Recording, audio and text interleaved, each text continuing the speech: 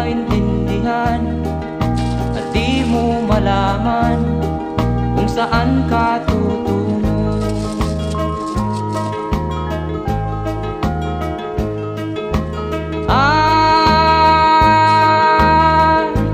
Kung nakamit mo na ang pangarap,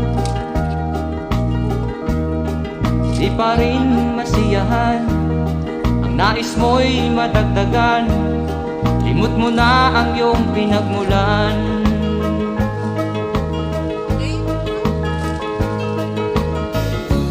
Bakit nga ba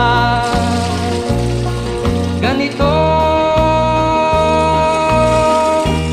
Ang tao'y walang kasiyahan.